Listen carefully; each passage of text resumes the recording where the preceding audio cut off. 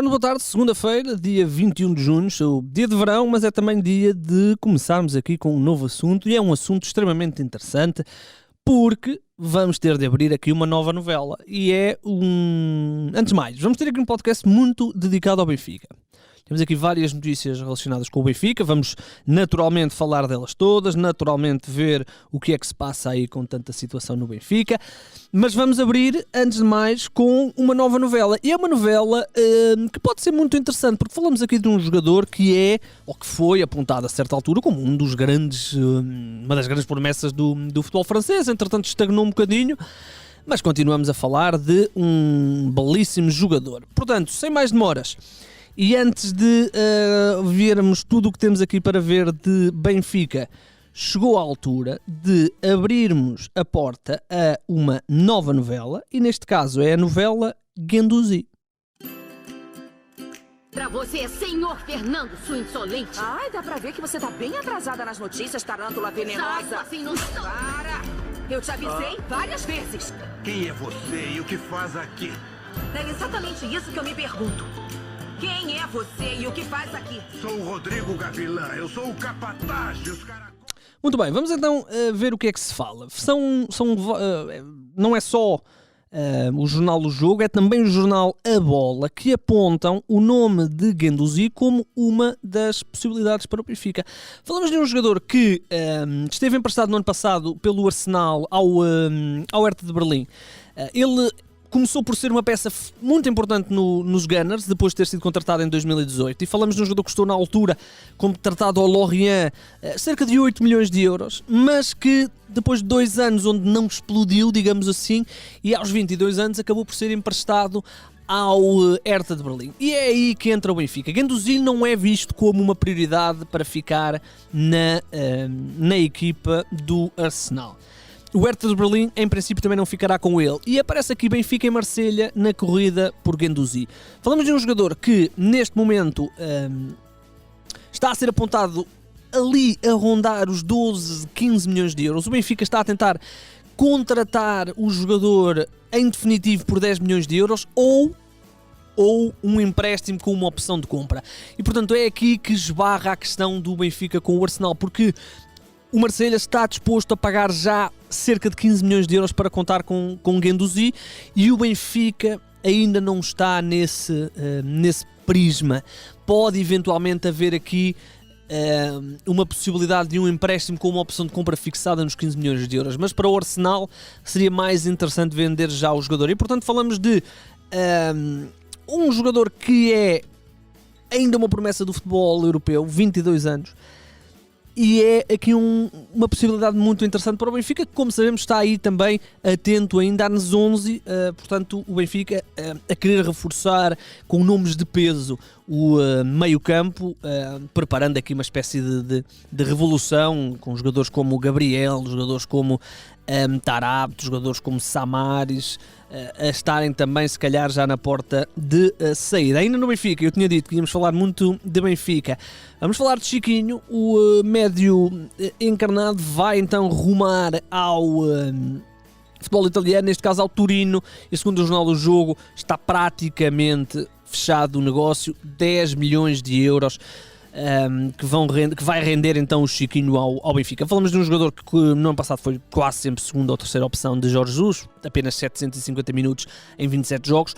Já tinha estado muito perto de ir para o Torino em janeiro do ano passado, ou aliás em janeiro deste ano.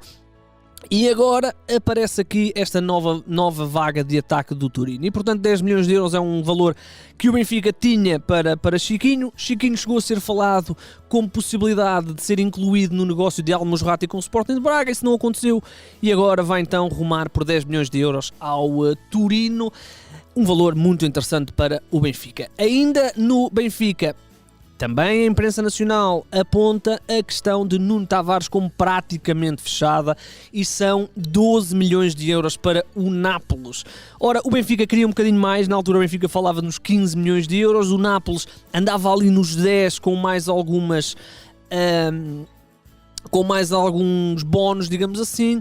As duas partes encontraram-se num meio termo e o Nuno Tavares, em princípio, deve mesmo rumar ao futebol italiano por 12 milhões de euros, abrindo depois aqui a questão de Ruben Vinagre, que é um jogador que está a ser disputado por Benfica e Sporting. Já falámos aqui imensas vezes do Ruben Vinagre. Com a saída de Nuno Tavares, Ruben Vinagre pode muito bem ser a segunda opção para o lado esquerdo da defesa, que sabemos que teoricamente será ocupada por Alex Grimaldo, ainda que o próprio nome de Grimaldo esteja a ser apontado a uma eventual saída. Vamos ver. Ainda para terminar o assunto Benfica, isto é uma notícia que vem do Brasil e aponta Paulinho, o médio que neste momento pertence ao Guangzhou Evergrande da China, que é um jogador que tem já um historial interessante no futebol europeu, naturalmente. Já passou pelo Barcelona, onde esteve até emprestado, já passou aí por grandes clubes, nomeadamente o Tottenham também.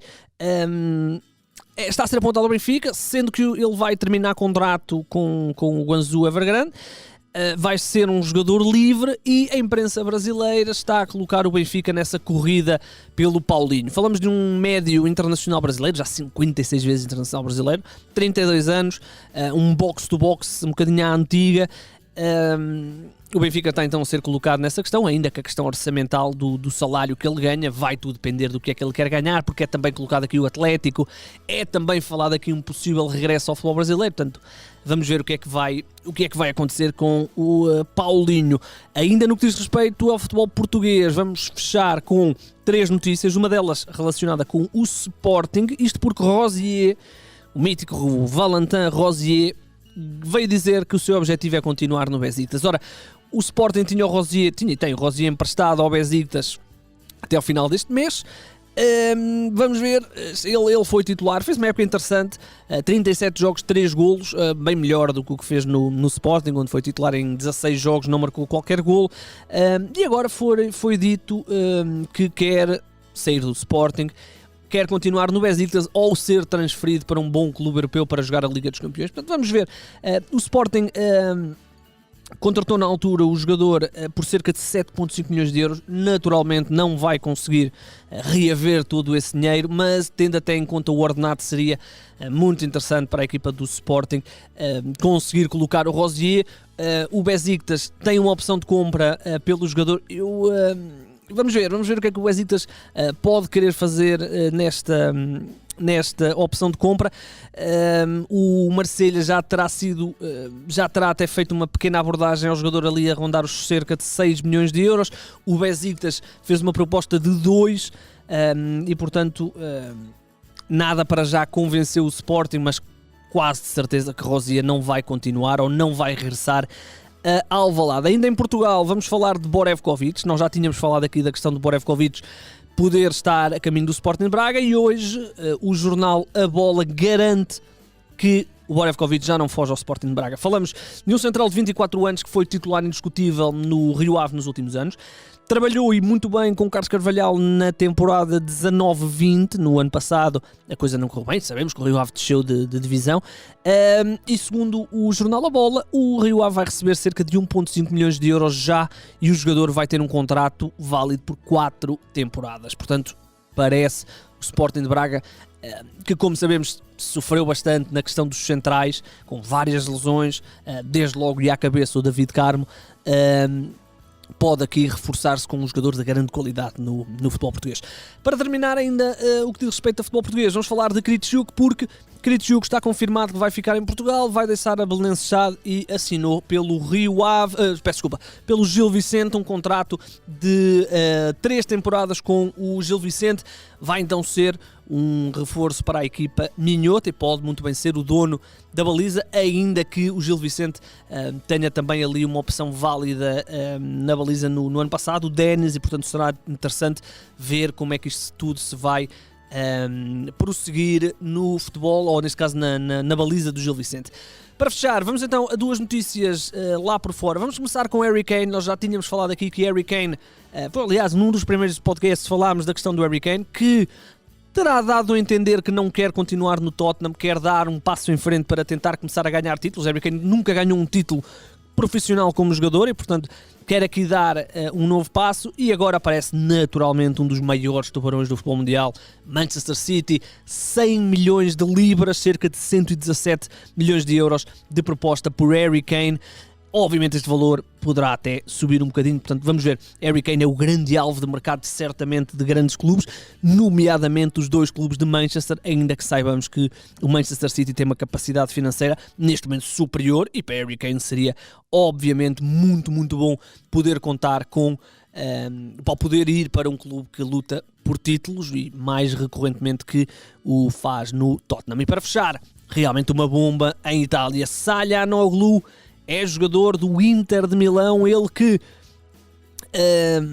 estava em final de contrato e o Inter, um bocadinho surpreendentemente, porque não se falava do Inter até ontem à noite, ontem domingo, e de repente aparece aqui o jogador.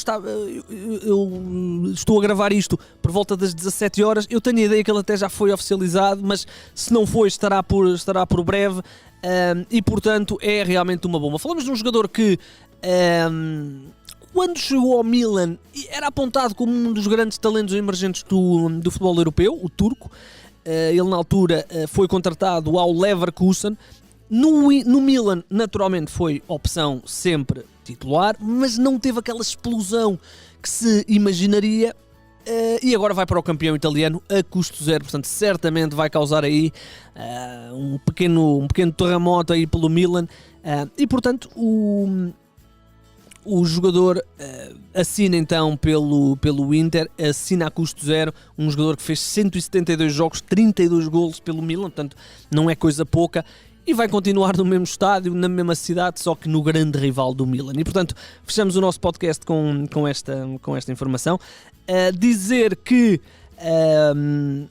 voltaremos amanhã. Naturalmente volto a lembrar que o Euro é a prioridade neste momento, mas vamos ter muito que falar de mercado, até porque algumas equipas já começaram a pré-temporada e outras vão começar também e vão querer certamente ter os seus plantéis definidos, e para isso tudo cá estaremos mais uma vez amanhã à tarde, falar um bocadinho de mercado. O meu nome é Igor Gonçalves e sim, o mercado é a minha parte favorita do futebol.